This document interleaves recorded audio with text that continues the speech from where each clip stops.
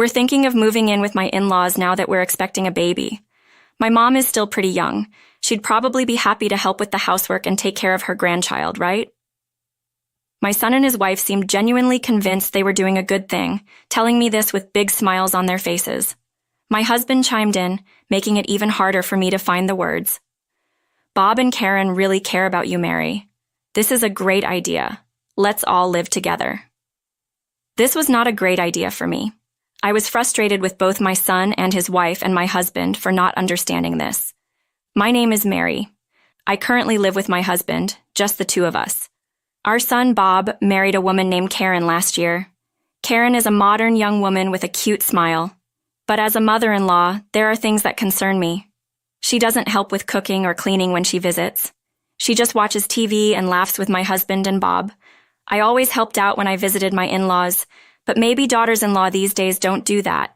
Even if Karen offered to help, I'd probably decline because I have my own way of doing things. I felt a gap in our values.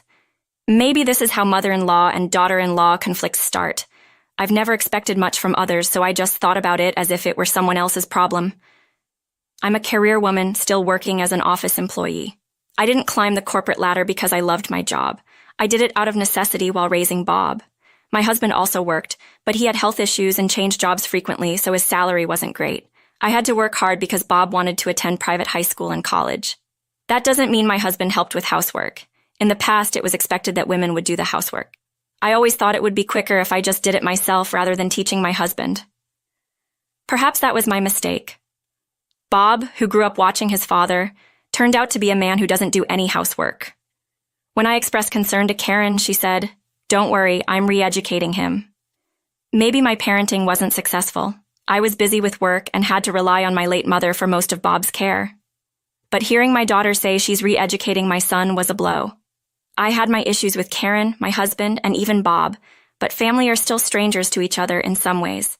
As long as we're not causing each other trouble, I thought, let everyone live their lives.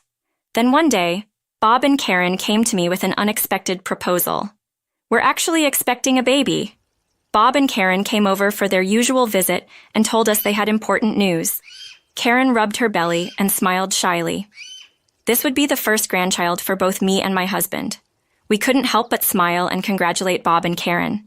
My husband even jumped the gun asking, "Is it a boy or a girl?" Bob laughed. "Slow down. We don't know yet." Both Bob and Karen are working. I've heard it's hard to get into childcare centers these days. When I asked Karen what she plans to do about work after the baby is born, she smiled and said, "I love my job, so I plan to continue." Karen works for an apparel company and has been at the same job since she graduated from vocational school. Raising a child won't be a financial burden for them. When I told her juggling work and parenting will be tough, but I'll help where I can, Karen shyly responded. That's why we're thinking of moving in with you and Dad. A small "what" slipped out of my mouth, but fortunately, it seemed no one heard. Bob, visibly excited, leaned in and said, "Mom, you're still young. You'd be happy to help with housework and take care of your grandchild, right?" Both Bob and Karen seemed to genuinely believe they were making a good offer. But I was at a loss for words. It sounded like they were asking me to become their housekeeper. Sure, the grandchild will probably be adorable, but to move in and take care of the child? While I was struggling to find the words, my husband enthusiastically chimed in. "Bob and Karen really care about you, Mary. It's a great idea. Let's all live together, right, Mary?" I mumbled, "Well, this was not a good idea for me." I was frustrated with both my son and his wife and my husband for not understanding this. Wondering if I was just overthinking, I decided to clarify with Bob and Karen. "You're asking me to do housework and take care of the grandchild, right? I'm still working and already have my hands full with housework." "Don't worry, Mary, you're so efficient. I really admire you," Karen assured me. "Yeah, Mom, you can handle anything. You raised me, so you can definitely take care of a grandchild," Bob added. "By taking care of the grandchild, are you talking about dropping them off and picking them up from daycare?" "If that's all, maybe I could manage." "No, Mary, there's a shortage of daycare spots." "We probably won't get one. That's why we're suggesting we all live together," Karen explained. "So you're saying I should work, do housework, and also take care of the child?" I couldn't help but let out a cold voice. Bob sensed my mood and hastily said, "Mom, maybe it's time for you to quit your job. It'll be easier on you." He's underestimating what it takes to raise a child. I struggled enough raising just Bob. I don't want to be burdened with housework and childcare at this age. And being told to quit my job didn't sit well with me. Like Karen, I take pride in my job. I've been fortunate to advance in my career and have subordinates I want to mentor. I plan to work diligently until I retire. "So I'm going to have to decline your offer," I firmly stated my position. My husband said, "Come on, Mary. Are you trying to make life difficult for Karen? I never thought you'd do something like that." "What difficult for Karen? How is this making life difficult for her?" "It is difficult," came a voice from an unexpected direction. I turned to see Karen, tears brimming in her eyes. "It's terrible that you won't help me when I'm asking you so earnestly. I thought you'd be happy to take care of your grandchild." Bob chimed in, "Mom, that's really harsh. You shouldn't say things like that just because you don't like Karen."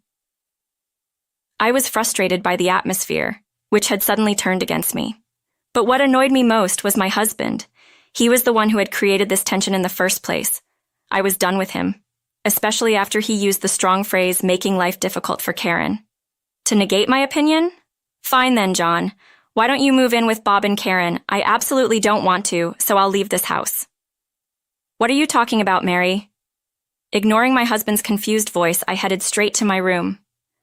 "What's going on?" I heard Bob's frantic voice as I gathered my valuables and put them in a large bag. Fortunately, I'm a minimalist at heart and only own the bare essentials. Once I finished packing, I hurried to the front door where Karen was sobbing. "Why does it have to come to this, Mary? Can you help us with our lives? Don't you care about Bob and your future grandchild?" "I do care about my son and future grandchild, but Karen, I have a future too. I'm only in my 50s. I have a lot of good times ahead of me. I've raised Bob to this point, and now I finally get to enjoy my freedom. Please don't interfere with that.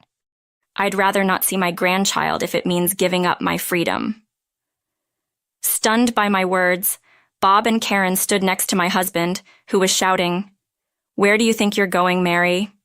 The most surprising thing about this whole situation is your attitude, John. Why would you use such a strong phrase like making life difficult for Karen when they're trying to dump housework and childcare on me? It is making life difficult. Karen wants to continue working. You could help out. If you feel that way, why don't you help out, John? You're not working, but I am." "That's right. My husband is currently unemployed. He's the same age as me, too young to retire, but he suddenly quit his job because he found it unfulfilling. I've been with him for decades, so I just sighed and thought, here we go again.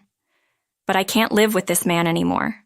Why couldn't he step up and say he'd take care of the housework and the grandchild? That's what truly disgusted me. I'm a man. I can't do housework or childcare. Bob is a man, but he can't do housework or childcare either, right? Isn't Karen re-educating him?" When I turned to Bob, who was standing there dumbfounded, he said, "Well, I intend to do what I can. It seems Karen's re-education was working." I gave Karen a final apology. "I'm sorry my son has been such a burden to you," and then faced my husband. After hearing all this, I've thought about my future. If I'm going to be stuck doing housework and taking care of a grandchild while John lounges around at home, then I'm not interested. "I've decided to separate from John," I said to my stunned husband. "Thank you for everything," and turned back to Bob and Karen. "I don't know if you'll live with Dad, but don't count on him for anything. Maybe if Karen re-educates him, he'll be somewhat useful. Goodbye. Have a healthy baby." I left the house without any emotion. My husband followed me for a while, but seemed to give up when he saw I wasn't stopping. I headed to my sister Lisa's place, where she lives alone and single. Lisa is a successful writer and lives in a pretty big house all by herself. When I explained the situation to her, she was thrilled to have me. "Welcome, sis, to this single life," she joked as she greeted me. Living with Lisa was the epitome of freedom. We cooked whatever we wanted, went out only when both of us felt like it, and it was no big deal if one of us didn't want to go. Our finances were separate, so as long as we contributed a set amount to the household, the rest was ours to spend freely. Feeling at home in this new lifestyle, I sent my husband divorce papers and even hired a lawyer. The divorce went through. Lisa and I threw a party to celebrate, indulging in snacks and chocolates we usually wouldn't eat. It felt like a return to our younger days. As I had expected, my husband Bob and Karen gave up on living together. It was Karen who wanted out, saying there was no benefit in living with a man who couldn't handle housework or childcare. Bob sided with Karen, and my husband was left to live alone. A year later, Bob called, almost begging me to take care of their child. As Karen had anticipated, their child wouldn't get into a childcare center and ended up on a waiting list. I was tempted by the desperation in my son's voice, but I have my own life to live and declined. Mom, that's harsh. But Karen's parents live not too far away. When I suggested they ask them for help, Bob seems uncomfortable. Bob doesn't like Karen's parents. Even before they married, he's always found Karen's parents difficult, as they spoil her rotten.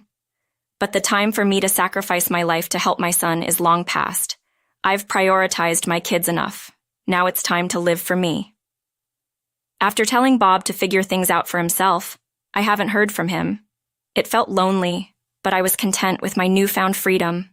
Years later, I retired and was able to pass the baton to a subordinate I had wanted to mentor.